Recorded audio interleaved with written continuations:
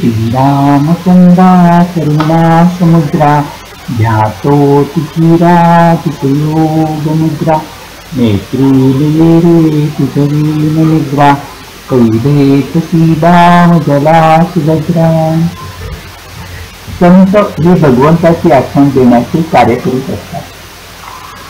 महाराज म्हणतात, ज्याला सत्याचे ज्ञान झाले तो सर्वज्ञच बनला आणि जे या सत्याला धरून राहतात ते संत होत।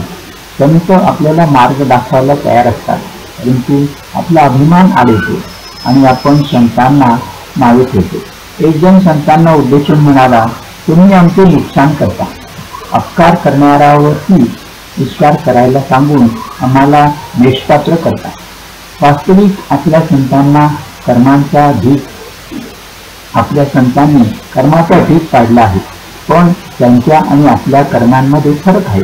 राम करता या भावनेने त्यांनी कर्म केले, आपण मीपणाने करतो म्हणून कर्म आपल्याला बंधनकारक बनते। संतांची कामगिरी कुणाला दिसत नाही आणि आमची फक्त दिसण्यापुरतीच असते, त्यामुळे ती पुरी पडत नाही। एखादा पुष्कळ ज्ञानी झाला, पण ते ज्ञान जर वृत्तीत उतरले नाही तर त्याचा काय उपयोग? जगाचे खरे स्वरूप समजून घेण्यासाठी जो सुखदुःखाच्या जाळ्यात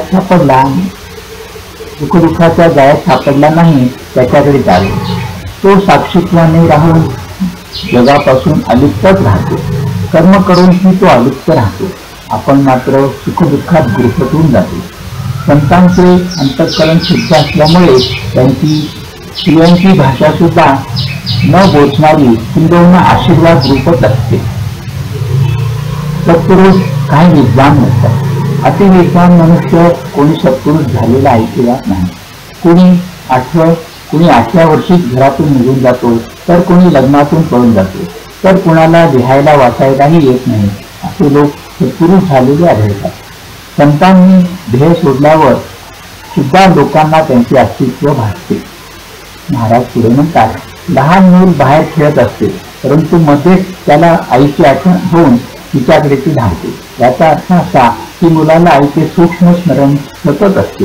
असा भगवंताचा चटका, कशी त्याच्या अस्तित्वाची जाणीव, कशी त्याची निष्ठा आपल्याजवळ थांबते। भगवंताची अशी तळमळ लागली की मनुष्य वेडा बनतो।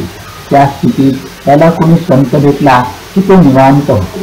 संत हे खरोखरच आईसारखे आहेत। ते आपल्याला भगवंताची आठवण देण्याचे कार्य करीत असतात। सर्व जगावर संतांचे उपकार आहेत। त्यांनी परमात्म्याला सगुणात आणले आणि तो आपल्याला सुलभ केला। परमात्म्याला आपलासा करून घ्यायला नामस्मरण हे सोपे साधन आहे।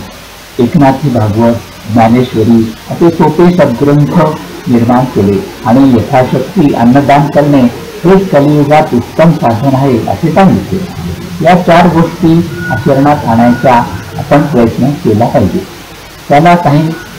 जो असे करेल त्याला काही कमी पडणार नाही, नेहमी समाधानातच राहील। महाराज शेवटी म्हणतात, जग संतांशिवाय असणे शक्यच नाही।